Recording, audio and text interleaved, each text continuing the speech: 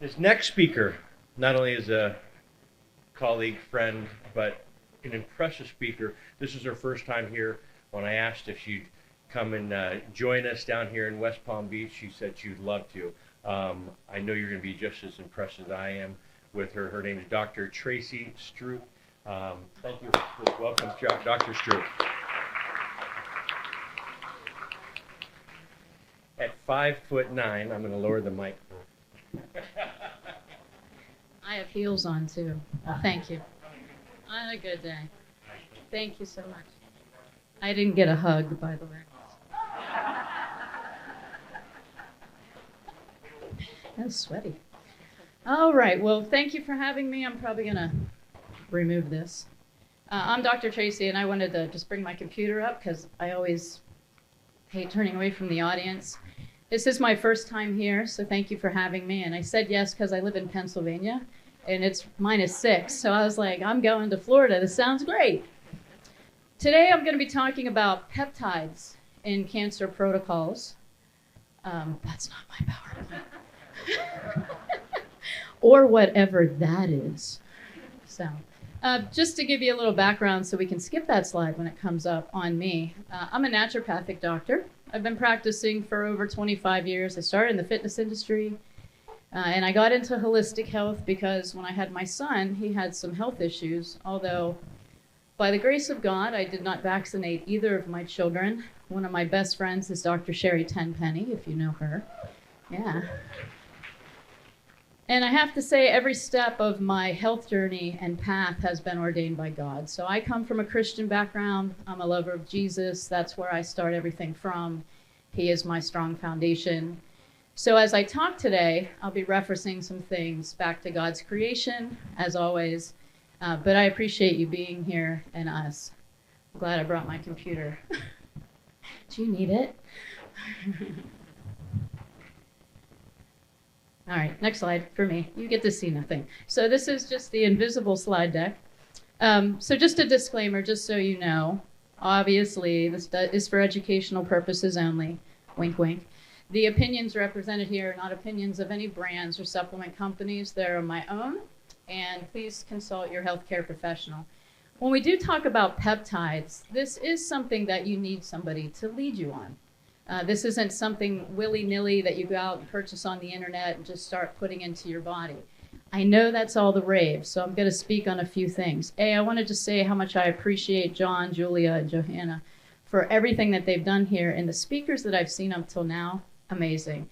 I've taken some key points that you have to choose, what you're going to do in your health journey, and everything comes with a risk. Second, you have to find your joy in it, because it's not easy. This is not easy.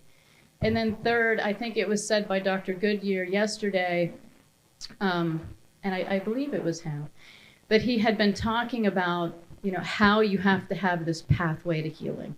So, and just every practitioner that you see, I think obviously we know it takes a village. So how I got to this stage is kind of amazing, and I just wanted to kind of tell you the story. I met Dr. Sherry Tenpenny when I spoke with her. When she had her stroke, I went to her house for 3 weeks and took care of her.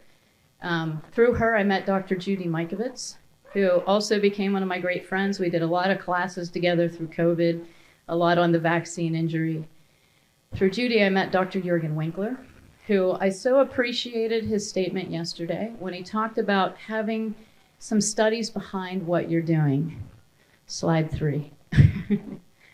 And that there's a lot of opinions out there, big influencers that are saying things. They're not always the right information. So you have to have discernment through this walk, especially when it came to peptides. So what brought peptides to the forefront was the GLP-1 Ozempic craze, right? So everybody's like, you're injecting poison. You had some big influencers to say, it was snake venom, et cetera, et cetera. But what we have to realize, I think, on this stage is that there is a place and a space for everything when it comes to the quality of someone's life. Some people in this room have chose traditional treatments.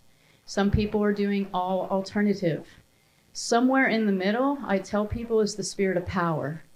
Don't align with the spirit of fear on each side, okay? It was the same thing with COVID. You know, we had the spirit of fear, the vaccine was going to kill us. The spirit of fear, the virus was going to kill us.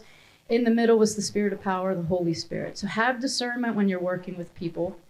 And peptides have been around for a long time. Prior to GLP-1s and GIP, which is your Ozempic, your Wegovy, all of the injectables that they were abusing and using for weight loss. Used in the correct way, they're metabolic enhancers. Used in the correct way for the last 50 years, they have reversed kidney disease, cardiovascular disease, neurological issues, and cancer is a metabolic issue. So the biggest thing that coming out of here is not all the therapies to put in when we react to a dis-ease, but to have the things in place for you, your family, and the people that you love before, to be preventative in our health, right? And to really pay attention to your emotions. Because it was just like the metabolic syndrome that we've seen in our country. I know people that did everything right. They were eating right, sleeping right, moving right, pooping right, praying right, thinking right, doing all the things right. Working out 3 times a week, eating all organic, and they were clinically obese. And so they chose to do a GLP-1 or GIP peptide, and not in the overdosing way that it's being sent out by Botox spas, but with a functional practitioner who is an expert in peptide therapy, and they microdosed it or individualized dosed it. They combined it with foundational protocols. They combined it with hormone testing, gut healing. And guess what? They didn't need to be on it for long, and it overcame their metabolic syndrome and saved them from numerous medications, obesity, and chronic disease for the rest of their life. That's what peptides do. They're bridges. They help amplify anything you're doing. And so peptides are just amino acid chains put together with peptide bonds. They can be anywhere from 2 to 50 chains of aminos. Anything over 50 is a protein, okay? It's a steak, right? Which you guys don't like here. I love steak. Last night I was like, I need steak. I was like, I can't eat another vegetable, I'm sorry. I'm a carnivore. But they bind to specific receptor sites on the cell, and they do amazing things when used right in phases for a period of time in conjunction with a foundational protocol. These should never be a first therapy. It's not how they're supposed to be used. There's also a lot of stuff on the internet you can order. I know I met a compounding pharmacist in the elevator the other night. I don't know where he is. I think he's a vendor. But he's like, oh yeah, I compound peptides for people all the time. So if you're a physician and you can get in alignment with a good compounding pharmacy for them, that's the best way to go. If you're a layperson and you need peptides and you're not sure where to get them, at the end you can contact me and we'll get you going. But the receptor interaction, when we look at peptides, something like G-coupled protein receptor sites. When people lost their taste and smell during COVID, that's a G-coupled protein receptor site. That's a neurological issue that was happening. So we have to understand that the immune system isn't just red and white blood cells and whether a cell is healthy, but it's also your hormones. It's also your neurotransmitters. They are all the trifecta, what I call the Godhead, right? Like the Father, the Son, and the Holy Spirit, 3 separate entities, one being. Your hormones, your neurotransmitters, and your red and white blood cells are one thing. They communicate. Paracrine, cell to cell. Autocrine, cell talking to itself. Neurocrine, cells talking to the neurotransmitter receptors. Endocrine, cells talking to your endocrine system. So when we work with peptides, they work in all of these different ways. Whoops, I'm going backwards. That's me again, excuse me. So peptides are amazing, and we're going to break down, if I don't trip over this cord, all the things that they do. So they can be dipeptides, tripeptides, oligopeptides, polypeptides. That's just how many aminos are in the strains. And so all of them have different ways that they work within the body, and a lot of them crosstalk to many systems at one time. Okay? So when we look at cyclical peptides, or what they call drug development, or linear peptides, which are more used in research, these are just how strong the bonds are. So as a practitioner, if you're compounding, this is where your pharmacist can really help you. The functions of peptides, as I said, they're in hormones. They're also in neuropeptides, which are amazing for people that have gone through traditional cancer treatments and have chemo brain. A lot of the things with antimicrobial peptides, these are wonderful because they help with viruses, bacteria, parasites. Those can be underlying causes of issues that you're having. There's enzymatic inhibitor peptides, structural peptides that can help with repair after surgeries. So again, so many great things that we can utilize peptides for. So I just wanted to position those just so you're understanding. All right, so let's get into natural versus synthetic, because as a naturopathic doctor, I'm a purist, right? Everything has to be organic, non-GMO, et cetera, et cetera. And so what happened to me was when I saw the GLP-1 craze hit the market and I was seeing these people overdosing on 20 mLs, 40 mLs, 50 mLs once a week, you know, we naturally produce GLP-1 and GIP in the gut. It's an incretin hormone that is for metabolic processes, and that touches your brain, your metabolism, your hormones, every part. And I was watching this unfold, and my background is in personal training, so I have a degree in it, and I thought, they're wasting. Like, why are they overdosing this? Because they're putting in once a week about 40 times what you would produce anytime you eat. So you eat something, you start to produce GLP-1s or GIPs. Long story short, I kind of stepped into the gap and I was like, hey, if you need help, I'll help you. Like, I'll help you adjust your dosing. I'll help you with your nutrition.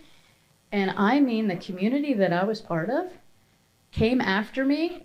They were posting on my timeline that I was injecting poison and snake venom and how could I do it? I was like, hold on. So you would rather somebody have obesity and chronic disease associated with that, potentially cancer, right? Because obesity is just another expression of disease. Your fat cells themselves are an immune system in themselves. They have their own vascular system. They release adipokines into the bloodstream, TNF-alpha, interleukin-10. It's part of your immune system. They're just inflamed. I always tell people, you're not fat, you're inflamed. Right? Yeah, you just got a lot of energy potential, sister. We just got to modulate it the right way. And not everybody needs GLP-1s. Not everyone needs a metabolic enhancer. BPC 157 could heal a lot of people's guts in here, and that's probably all you really need to get your little L cells back in check. So when we're talking about these, this purist mindset that I once had kind of came to the middle, because again, I was like, spirit of fear, be scared of everything that's not natural and falls from a tree, grows from the ground, runs in the field, swims in the ocean, and flies in the sky. Or I can come over here and this is all synthetic and pharmaceuticals and bad. But what I heard on this stage today and yesterday was there's somewhere in the middle. So I think that's really where we have to get to. So this whole natural versus synthetic, there are some peptides that you can't get from nature without destroying nature. There's certain peptides like BPC 157 that's created in the digestive system that you really just can't get from somewhere. So they have to synthetically make these in a lab by aligning the amino acid chains. So I just want to erase that word from your brain, because that was one of the biggest things that people were saying was they're synthetic. And then these marketing companies came out, like MLMs with peptides, and good for them, but they were like, ours are natural and phytopeptides. And I'm like, all right, well, PeptiStrong is from lentils. That's a phytopeptide. Like and so they were saying, you know, they're good, everything else is bad. But here's the thing, they all had BPC in their formulas, so they lied. So, all right, so how are these administered? Well, you can do sub-Q injection. We also have intramuscular. There's IV, which I love for certain things like cerebroliacin. So injection doesn't mean bad. Yet another thing that we have to overcome because of the COVID vaccine. I totally understand. I'm not a vaccine person. I'm probably a very anti-vax person.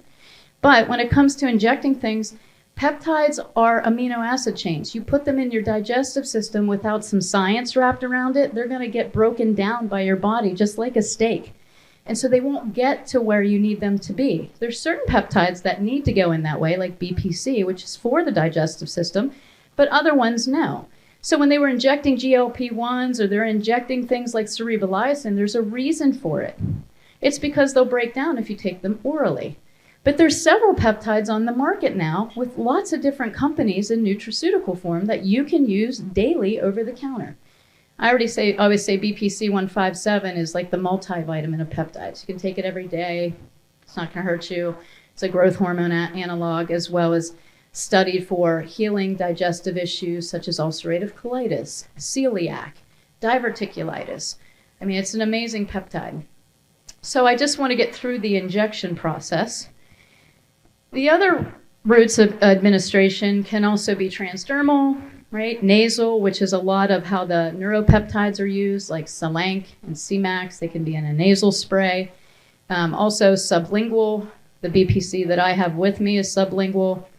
And then there's topical, rectal, and inhalation. So if the GLP-1s and GIP were rectal administration, they probably wouldn't have been as popular, but they were injection. So people were going with it.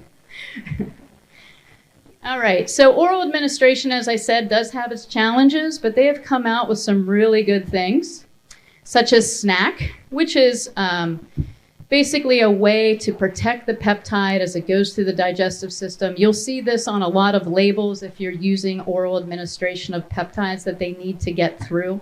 There's also certain peptides that will actually work with your hydrochloric acid to get through.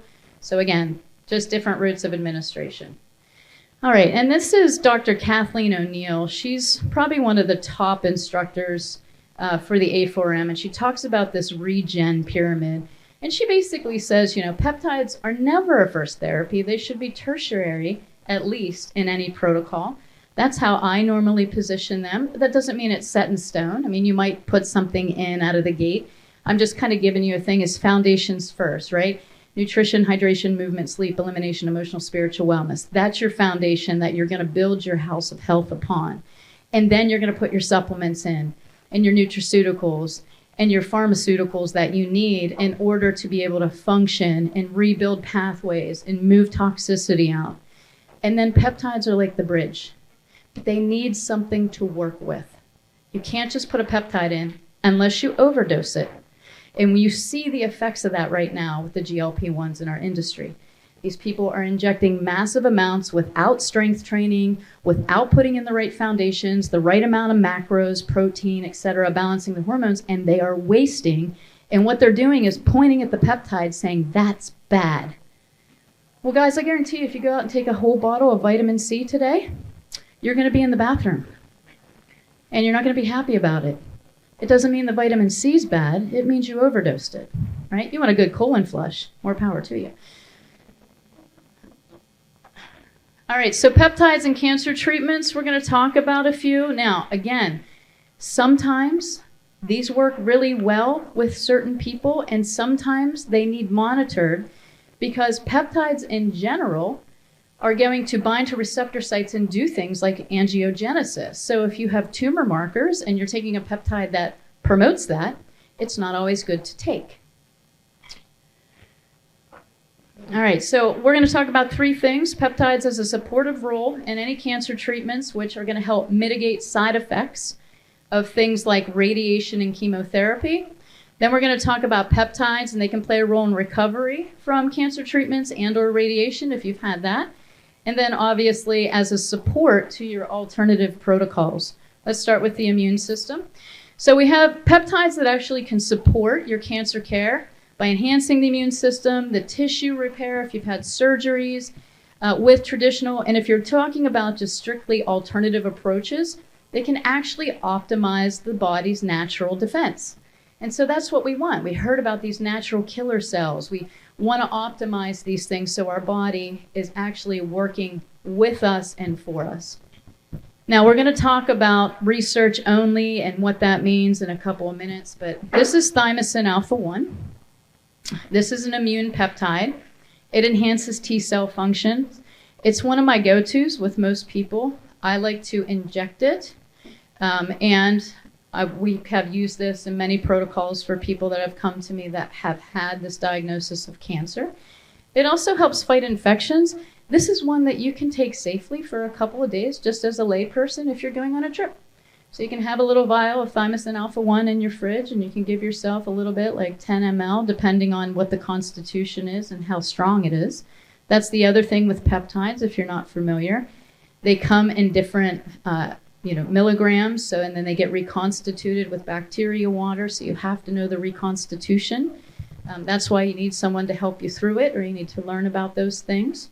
but it also helps with modulating the immune system. So it is definitely one of my favorites.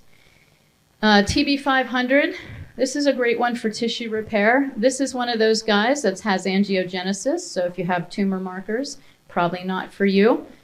So I just want to put these things out there that guidance is always key. But if you are in remission and you know that there are no markers, you can use these things for like inflammation.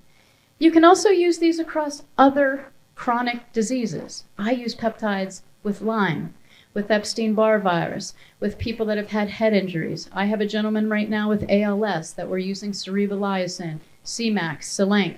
So I have a little kid, 2 little boys actually, different families, that were just implementing some BPC. They had a cancer diagnosis. So lots of things that you can do, but it's really about timing, phasing, and the right person, right? Just with anything else. All right, LL37. This is a great one for immune modulation. Again, it is antimicrobial, antibacterial. It can help with infections when you have immunocompromised people. But yet again, it's not great when you have certain types of cancers. So LL37 really works best when we're talking about, let me grab my notes real quick just so I'm not misspeaking from a stage about your health. That would be bad. Gastric cancer, colon cancer, studies on both of them with LL37, but not recommended for ovarian, lung, or breast. So interesting, different receptor sites on those, so we have to be careful yet again. All right, BPC 157. I like him for everything. He's my favorite. So this is called body protection compound. It's known as the Wolverine peptide. Do people know who Wolverine is, or is it just because of my girl in the back? She's like, yeah. Yeah, me too, sister. So, no, but it's great peptide because it does so many things across so many avenues of receptor sites for your cell. Taken orally, it's going to help with gastric issues. If you inject it, I usually recommend it for localized pain, injury, and regeneration. So, for example, I'm 50, so I started to work out yet again after like taking years off from having children. And everything came first, like travel ball. I was like, oh, my kids get older. I can't wait to sleep in. Travel ball was like, hold my beer. You're never sleeping in on a weekend again. But BPC, I injured my shoulder. So I was like doing chest or something. I came home and I was like, man, I can't believe this. So I gave myself a few injections of BPC over 2 days, and it was fine. So localized, it can be really great for regenerating tissue, things of that nature, recovery. You can take it systemically for recovery, just in oral. You can also do an injection, but not everybody likes injecting themselves every day for everything. All right, GHKCU, this is what's called a beauty peptide. And you can get this in cream, ladies. It's wonderful for your skin and your face. You can also put it on patches where your hair has left the building. People that have alopecia, I use this with. So it's really good, but it does reduce oxidative stress, inflammation, supports DNA repair, regeneration. Can also assist in recovery. So if you have scar tissue, you can put it on there. Lots of great things with GHK. It also can be a cream. You can inject it. I prefer it topically for most things because the injection site, since it is a metal, it's copper, it does give you a little stinging. You can have some injection site darkness because it turns dark from the metal, like black. We have to remember all minerals are metals, right? So we talk about heavy metal detox, but metals are optimizers of receptor sites. So if you're low on iron, you're going to be more susceptible to lead. So if you do a heavy metal detox, you have to really look at what are your mineral bases when you're doing that and be able to put those back in. So let's go to gastrointestinal support. We heard a lot about leaky gut when Dr. Goodyear was up here, and I think that's a really great topic because I don't think we realize the essential part of the digestive system, how important it is to keep it healthy. And leaky gut's a big term, but when we look at the digestive system as a whole, we have the outside of the digestive tube, And then we have the mucosal river, right? The little mucosan lining in between that. And then you have what are called your tight junctions in the endothelial tissue inside, where you can get the separation, the zonulin, all of that. So when we look at leaky gut, we're going back into the same guys that are going to do the same things. BPC 157. This is where I would take it orally. I think it's important in the oral form if we're dealing with digestive issues.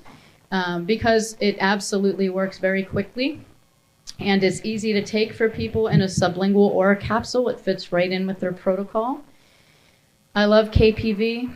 KPV is 3 peptides, lysine, proline, and valine. And it just is amazing for any type of bacteria, fungus, mold, parasites. I add this to all my parasite cleanses for everybody. All of my candida cleanses for everybody. It comes in a spray, oral capsule. You can do it in injection. I don't always choose that path unless I know I have a systemic candida going on throughout the body. So really great. Supports inflammation. And then we have, again, thymosin beta-4, which is TB500. This helps with intestinal tissue regeneration, and when paired with BPC, they're like the BFFs of peptides. Right? So you got BPC and TB500. They usually come in combinations for injectables and in oral supplementation, especially if you have a localized injury or trying to repair tissue and you're injecting it around that site. It's awesome when you combine them together. Okay? All right, LL37, yet again, this is bacterial overgrowth. So you're going to see the same themes coming up.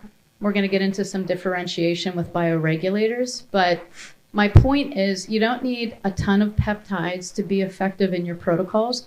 There are several more I'm not talking about that are now being researched for cancer.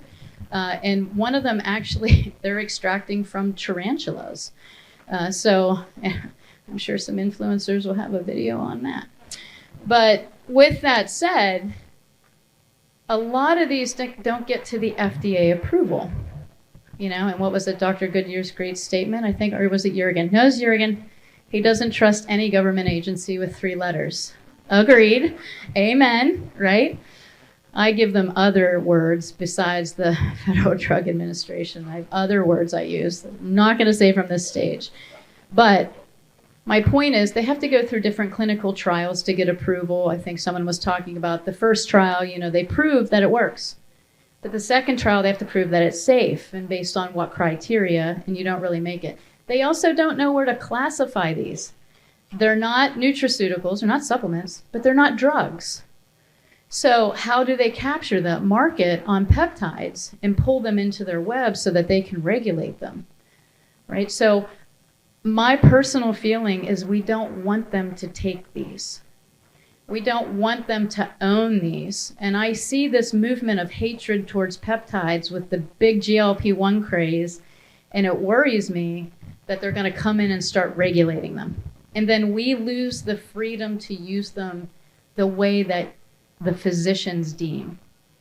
So just keep that in mind when things come across your screens, that not every person is right. Let's talk about the regulatory, because I used this particular label where it says not for human consumption or veterinary. Like, you can't even give this stuff to your dog.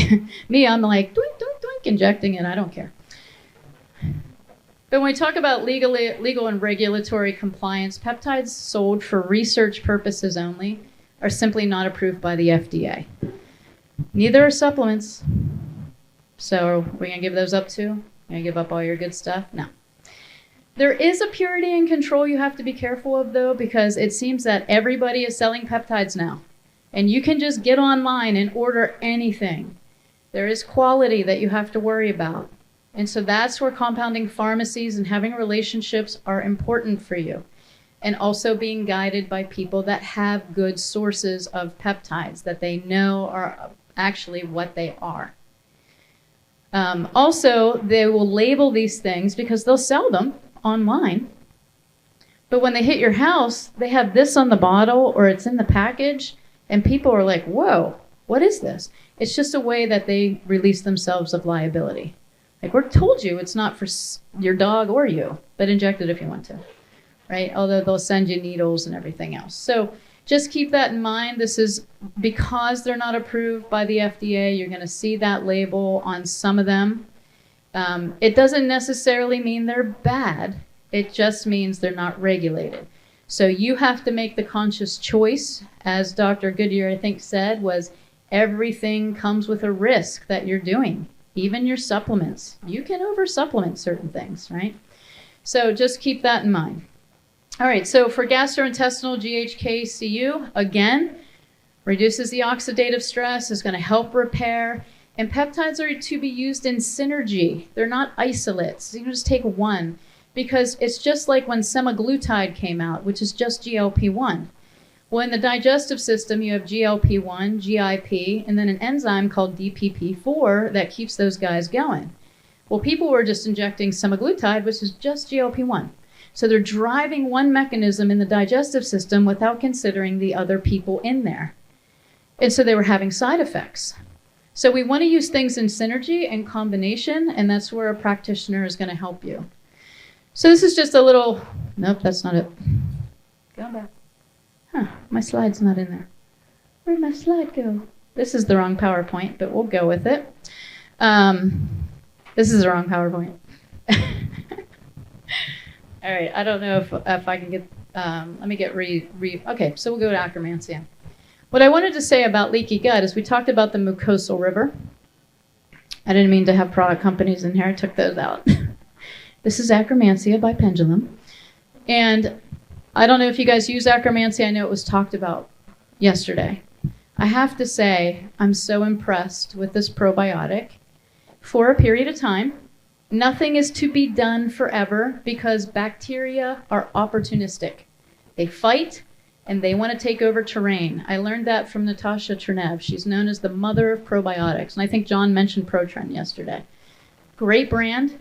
She's just doing wonderful things. She's been here since she was 19. She started the entire industry on kefir and fermentation. The woman knows her stuff. And with Akkermansia, when I started using it, I used it for a little boy that I was seeing that had Duchenne's muscular dystrophy. He was 6 years old. He had CK levels of about 50,000, so he was really wasting. And when I put this in for him, they dropped to 13,000, and they continue to drop. And I think Akkermansia doesn't get enough of attention. I also think it needs complemented with other probiotics because this guy is going to clean out that mucosal river every single day. And we were talking about butyrate, right? When we talk about butyrate, short-chain fatty acids, which are postbiotics and super essential for offsetting any disease mechanism. When you put Akkermansia in, it provides precursor molecules to help the formation of butyrate. So when I had this little boy with Duchenne's, I used butyrate first. I thought, oh, you know, this is a mechanism of gastric and GLP-1, and I was going down this rabbit hole of studies, and it hurt his stomach. He couldn't take it. So I took a step back, and I was like, well, maybe if I nourish that mucosal river and protect the lining and use Akkermansia, he'll produce his own butyrate. And that's what happened. So sometimes, you know, you have this idea in your head of how you want it to be, but not necessarily how it goes. So you got to quickly adjust. All right, neurological support. We're getting into the brain peptides. Again, you're going to complement these with your L-theanine, your lion's mane, your omega-3s, all the things that you know. But anytime that you're going through any type of treatment, whether it's alternative and or conventional, there can be that emotional component, and your clients and patients can lose energy, become depressed. They can also have effects on their brain. I had a gentleman that came to see me that had a glioblastoma. So neurologically, he was struggling, not because he didn't want to find joy in his life, but because they kept going into his brain and cutting things out, and he was going through some depression. So there's lots of things that we can do. I love cerebrolysin, obviously, that's going to enhance neuroplasticity of the brain. It helps with neurotransmitter communication, improves cognitive function. And again, people can safely use these. The Selenk and C-Max can be used in conjunction with your antidepressants. You just have to watch. You have to make sure you're in contact with their person that prescribed those things. But I usually use Selenk and C-Max together because C-Max is going to help with depression, where Selenk helps with anxiety. And so you don't want to drive one way or the other. I usually adjust according to how they're reacting until we get the seesaw balanced. We don't want any cherry bombs, right? Boom, boom. So C-Max helps with brain-derived neurotrophic factor, improves memory, focus, and then you have Selenk that's going to reduce anxiety. It helps with cognitive function, memory. People use Selenk when they're studying for big exams for a while. It helps with retention of information. So there's so many things that you can do with these. And then neurological support, epitalion. Now, that's technically a bioregulator. We haven't got there yet, but we're going to. Dihexa and also GHKCU. These can help with telomere repair, any type of memory, cognitive decline. Right now, I'm using a combination of cerebroliacin with C-Max with a gentleman that has ALS. I'm using C-Max for a couple of people that have Alzheimer's. So there's things that you can do along with foundations and your heavy metal detoxes and nutritional support, like all in conjunction, right? We want to make sure we have something to bridge. We can't bridge nothing. Okay, peptides for energy and fatigue. And I'm also going to talk about enhancing complementary modalities because there's a lot of them out there. And so these are great. We want to make sure that we have enough mitochondrial function. I think we get into the kill mentality. It's like kill the cell, kill the cell, kill the cell. What we have to remember is a senescent cell or a cell that is not repairing itself or dying, which I call zombie cells. They're the issue. Your body has a natural mechanism of repair or apoptosis, whether it chooses to go and try to repair that. If you don't have enough to repair it, it won't. It'll try to kill it. But if you don't have enough to kill it, it won't. So then it just becomes senescent, right? And it just lays dormant and it waits for the next stressor. And that's what he was talking about yesterday in his PowerPoint, is that we can take all these things and kill these cells. But it's the guys that are laying dormant, these senescent cells that kind of wake up in stressful situations or wake up when we're eating poorly or whatever that looks like. We have to have the underlying ability to take care of those. So MOTS-C is a mitochondrial peptide. It activates AMPK. There's also SS31, which protects the mitochondrial from oxidative stress. Powerhouse of the cell. Who knew fourth grade was so important? Nobody paid attention then, right? And then there's BPC. There's the Wolverine peptide. He makes his way again into everything.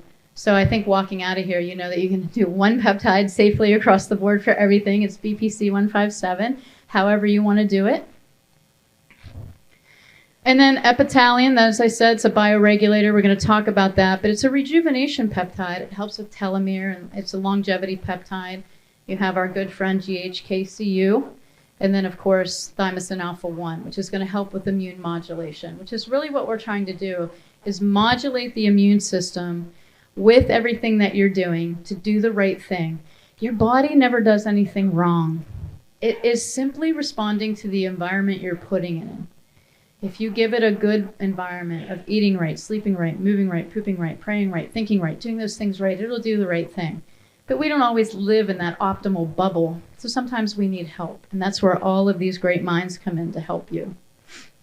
So when it comes to peptides, cancer, and hormones, they are highly influenced by hormone balance. You want to optimize that immune function. As I said, I truly believe cancer is a metabolic disease. Obviously, we can have some sort of instigator in there producing inflammatory pathways that are creating these disconnects between our metabolic communication. But it is a balance between insulin, glucose. That's why akkermansia is so important. So I just put it back in there. It was talked about yesterday. It's going to come up again. Extremely important to add in. So with structure and helping with scar tissue and regeneration, again, GHKCU. There's things that you're going to hear today, and I tried to just make this as simple as possible so that you have some nuggets you can walk out with. There are classes and experts out there. When I was using, I'll get to my story with bioregulators next because I think we're coming up, but talking about GHKCU, tissue regeneration, anti-inflammatory, gene expression modulation. This regulates 4,000 genes that's linked to tissue remodeling, DNA repair, hair growth, skin. Somebody asked me last night, they're like, what do you use on your skin? And I'm just like, nothing. But I do use some GHKCU, not all the time, but once in a while. So it does help with tissue regeneration. I mean, I don't know if my cheeks would be down to my knees if I didn't use it. I should put it on other parts affected by gravity now that I'm thinking of it. But anyway, you're like, so antioxidant, free radical scavenging, all the things. So I talked a little bit about how the body works, and P53 activation is really one of the keys to your body doing the right thing with a cell. P53 is a transcriber, and he actually activates genes in 4 different categories.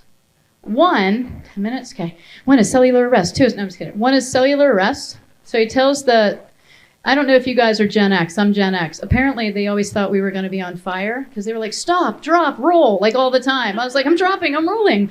I don't know why they thought we were going to be on fire all the time. But that's what this what guy does. He tells the cell to stop. Something's wrong, something invaded, hold up. And then he actually sees if he can repair the DNA, the expression of what's going on. Then it'll say, okay, I can repair it, or we have to kill it.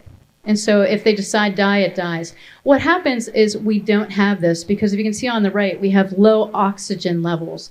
We have DNA damage. We have low nutrient levels. These are things that are going to keep your body from repairing or getting rid of these cells that we don't want.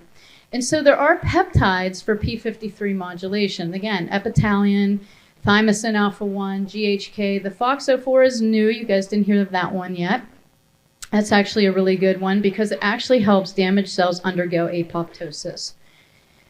Doesn't let anybody linger. It's like when your mom came home and you had a party. She's like, everybody out. So that was actually my dad.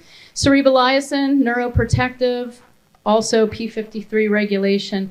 Again, you're going to see these guys, so many different receptor sites, so many different actions and mechanisms in the body.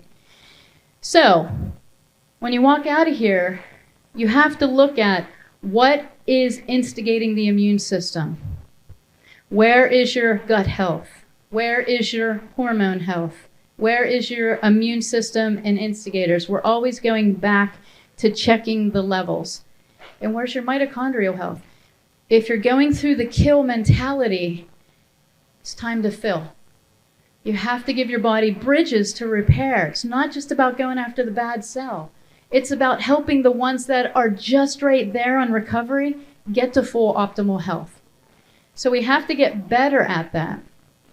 So bioregulators, these are short chain peptides. They're like 2 amino acids. But they have the ability to change the expression at the DNA level. And this was the research of Vladimir Kabasin. He did all this out of Russia. And I think this also came out of protomorphogens from Standard Process. Their things over there, they kind of work like bioregulators. They come from glandular meats, organ meats, liver, kidney.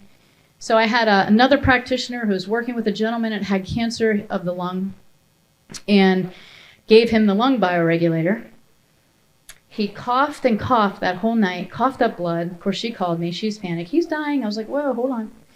Next day, she sent him in for blood work. All his immune markers were flared. So I'm on the other side like, I think it's an immune response, but let me call someone. So I called Jim LaBelle.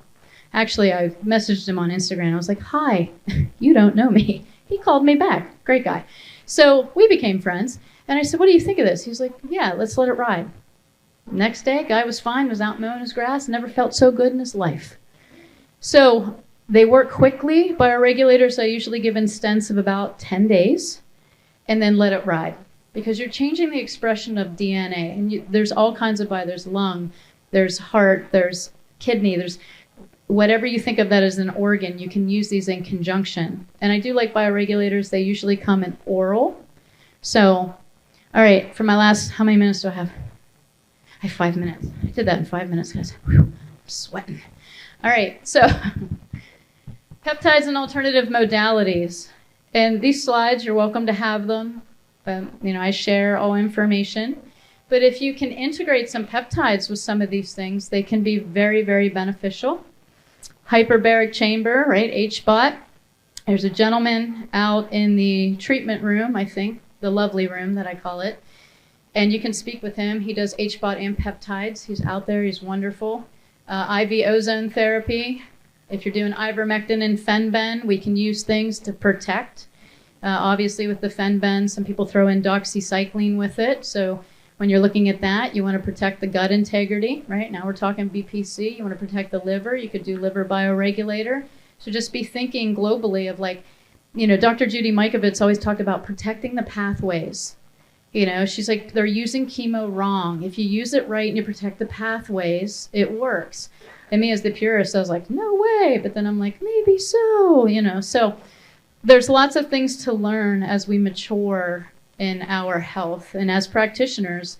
So, that's even for me, I'm a forever student because I want to do what's best for my people, not what I think is right.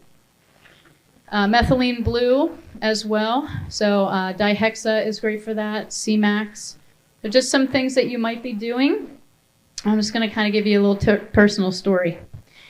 So my assistant, Amber, who's here with me, was diagnosed in September. And when she went through her diagnoses, I was in Arizona. And I get a call from her because I'm at another show, and she's panicked, crying. They sent her to a breast surgeon who wanted to cut off both breasts. She's 37 years old. She has 2 little boys. They wanted to give her immediate radiation and chemo. No questions. And I just said, stop. We're going to go home and pray on this. We're not doing anything.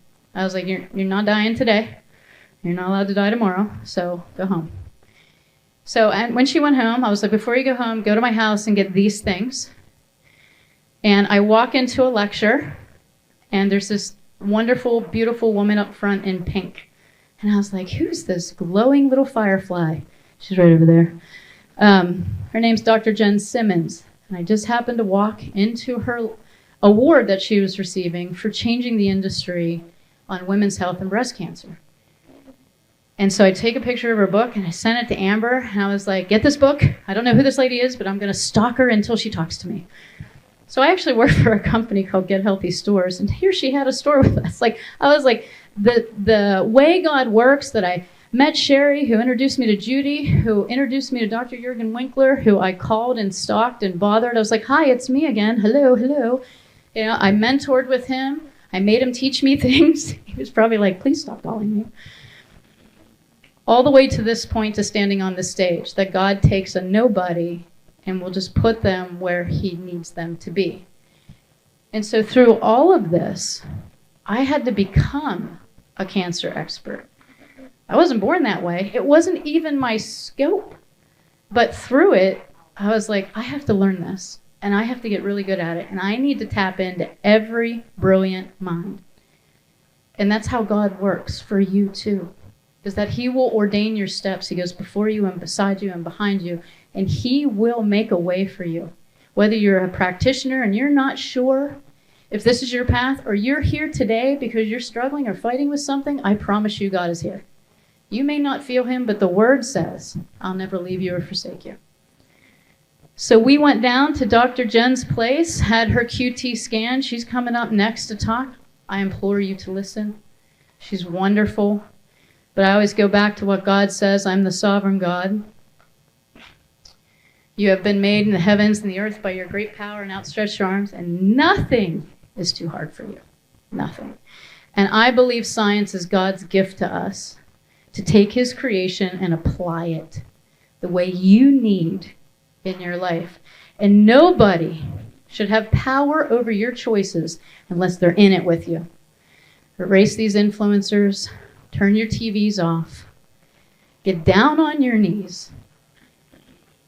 Because the God I know says, Ask and you shall receive. Knock and the door shall be open. Seek ye first, and all these things will be given to you. I believe that. So, amen. Amen. Preach, girl. So, so I have added the studies and resources because I know Dr. Jurgen would be here, and if I didn't, he would be like, where are your studies? So I did it, Dr. Jurgen. I've learned from the best. This is my website. If you need anything, you want to talk about peptides, I do have an academy. I do teach on peptides. I can also give you deeper resources to go learn more beyond me because there are more brilliant minds. If you are a peptide expert here, please put your hand up. Let people come talk to you. It's really important that we share information. And I just want to say thank you so much for your time today. God bless you, and may his face shine upon you.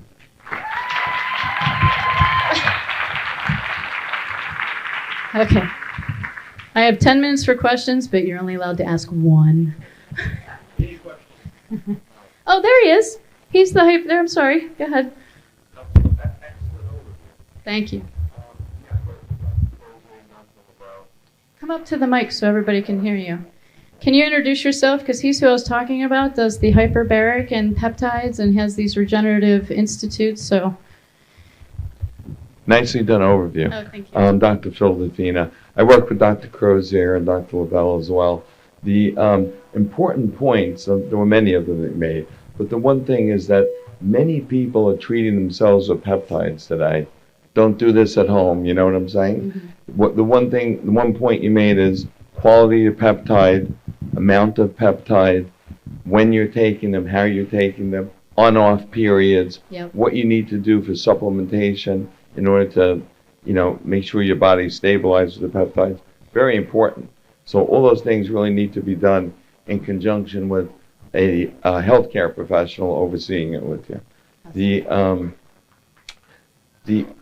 other points you made, I think, were really fantastic, but you looked at immune system, mitochondrial functioning, inflammatory processes. So you covered everything extremely well. I think additional modalities, hyperbaric oxygen therapy, various other kinds of things like photobiomodulation, ozone therapy, EBO, etc., also have a very important role, especially with cancer, infection, etc. Just want to make a few comments on that. Thank you, Doctor. Great job. Thank like you. the overview. Any other? Oh, hi. Do you know of any peptides for the bone marrow function and like myelodysplastic syndrome? Yes, but let's talk after because they're mostly in research and I don't want to talk about find you anything personally? without having the trials and to be able to show you the studies on them. Okay? So come see me after. Sure. And do you know anything about this company called Peptide Sciences? Yes. What about them? Do you use them? Yeah, I mean, Peptide Sciences is basically one of the brands that was up on the screen. Yeah, and they're the ones that do the research only, et cetera, et cetera. Peptide Sciences, there's also one that's on there is Limitless Bio. I believe that's what they're called. There are two that are freely kind of open. And that is how most lay people are getting their peptides. What I would advise is that you have a practitioner. I'm always like, get a practitioner with a good resource first, compounding, etc. Have them help you. Because exactly what the doctor said over here, phases, on and off cycles, the amount, how much are you injecting, right? It matters. And it matters on timing. It matters what you're doing foundationally. So just make sure you get with a good practitioner who can help you. And if you are a practitioner then and you like those, that's fine too. So, Thank you. You're welcome. It's just the left that has questions. I just want to make a super quick public service announcement. Yeah. I'm a functional nutrition counselor. I'm really big on gut health, akkermansia, talk about it all the time. So for those that can't afford that pendulum because it gets expensive when you take it for a long time, Yeah. pomegranates and cranberries are great at growing akkermansia. Thank you. Pomegranates and Cranberries. cranberries. Thank you very much. Yeah, That's I great. prefer the seed Oh, I over the love it. juice because it's got fiber in it. But Okay. you can drink the juice. You have to watch glucose spikes. So I prefer the seed. So But how do you use the seed? What do you do with Eat them? 'em. You just eat them. just eat them. And Just sometimes like you can buy them apricot. frozen. If they're not in season, sometimes you can buy them frozen. Mm-hmm. And they're amazing for you. That's So awesome. I just want to put Thank that you. out there. Akkermansia. Yeah, it's all about what can you do, what will you do, and what can you afford to do, and Exactly. making that as affordable as Yeah, because possible. pendulum gets expensive. I've It had does. people on it, and Yeah. so everyone here I know is spending a lot of money on other things. So you can Absolutely. get it at your grocery store. That's right. Organic, non-GMO, of course. Hi. Hi. What a great lecture. Oh, thank you. Definitely cleared up a lot of things on peptides. I have a Facebook group for women healing from ovarian cancer. Wow. I'm a stage 4 thriver, but we have lots of ladies dealing with reoccurrence over and over again. How do you feel about thymosin alpha-1 for reoccurrence and GLP-1 microdosing? I'm all for GLP-1 microdosing Okay. with cancer protocols. Awesome. And talk about it from this stage because everybody's like, "Yee!" I was going to say, if Um, your sister was, if That's your sister right. was diagnosed, what would you tell her? Absolutely, yeah. Okay. And my sister wasn't diagnosed, but my sister has had her own journey with all kinds of dis-ease. And when she got on microdosing of utilizing GLP-1s, she got off 7 medications. Now she's on an exit strategy now, but she's strength training for the first time in her life because I was behind her, saying do these things. We did put, with the one gentleman that had the lung cancer, we did put a little GLP-1 in with him. With tears Um, or semaglutide? Semaglutide we used. Interesting. Yeah, not tirzepatide. And I'm not sure if it was the cost for him Okay. for tirzepatide because his insurance wouldn't pay for it. So we used semaglutide. Do you but- do telehealth visits? Yes. Wonderful. Okay. Thank you. Thanks. What about PNC 27? What about it? The peptide? Yeah, have you used that at all? I know it's supposed to be for cancer and sort of controversial, so I just didn't know if you'd ever used it or what you know about it. I have not personally used it, but Well, I can do some research on it for Okay. you. Okay. As I said, I think having guidance on them, right, is really important because for some people they work great and for some they don't. For some cancers they work great, for some they don't. And also everything the doctor over here said. But I'll do some research on it and I can talk to you afterwards. Okay. Okay? Hi. Hi, thank you very much for your presentation. It's not an area I've researched into myself personally, but I have seen it by someone with an opinion that if you are acquiring a peptide and it's not shipped in a refrigerated container, Mhm. then it's, not alive and not good. And so just your thoughts on Sure. that. Peptides can be shipped dried so that you can reconstitute them at your house with bacteria water. They do have a longer shelf life that way. I wouldn't advise just leaving them set out. And again, you don't know about storage. You don't know where they came from, if they were kept in a temperature-controlled facility. This is why it's really important that you have good relationships and you make sure the companies are vetted. Same thing goes with supplements, though, right? I mean, you have all these supplements that you guys get, and you hear, nothing against Amazon. I love them for what they do. But we don't know if their facilities are temperature controlled when you're getting certain things, if they've been shipped in heat. Same caution when it comes to that. So just get with a good vendor or a good compounding pharmacy or a physician that uses peptides that knows a good source and make your connections that way. Okay? Thank you. You're welcome. Hi. I was wondering, if you have experienced those peptides and someone who had spinal cord injuries or people with muscle dystrophies, if there's any studies on those parts. Yeah, the mitochondrial peptides would be good for both of those because you're looking at regeneration, but also I would look at the brain peptides too, the nootropic, because they're going to work in the same systems, brain, spinal cord. I haven't personally had any experience with that. There is a person that I'm following on Instagram who actually had a head injury, motocross racer, was coming home, car pulled in front of him, and he hit it. And he's using neuropeptides and stem cells, and he's regenerating. It's amazing to watch, somebody actually doing it in real time. So I don't personally have any experience with it. Maybe another practitioner does, but I would say there's always hope. Doctor, do you want to comment? Are you coming on the peptide quality? Just on the PNC 27, we Oh, are thank you. using it, and if anyone has any questions or comments, we'll go ahead and talk to you about it later. We're in the other room on the other side. What room? The Banyan room. Oh, okay. There you go. He's going to answer all my questions. If you just want to go see him, I'll pay you later. One more? Yes, please. Okay. I was hoping you could comment on insomnia and the use of peptides. Insomnia and the Yeah. use of peptides? Yeah, so resetting circadian rhythm. So it depends on what your insomnia is from. Sometimes that can be low iron stores. That also can be lack of melatonin production, right, coming from the neurotransmitter pathway from 5-HTP. So there are specific peptides that you can utilize. I would probably use Selenk to start because that's going to help calm the brain, but I would probably couple it with things like L-theanine, magnesium, and B6. Melatonin is your end game of your GABA to 5-HTP, et cetera, in that neurotransmitter pathway. But every neurotransmitter pathway has a nutrient level. Iron, B6, and magnesium is in every neurotransmitter pathway. And so look at those micronutrients first, and then you can use peptides to enhance sleep. But there's hundreds and hundreds and hundreds of peptides. Like, there's so many. So we can help you. All right, guys, thank you. I'm going to go off the stage.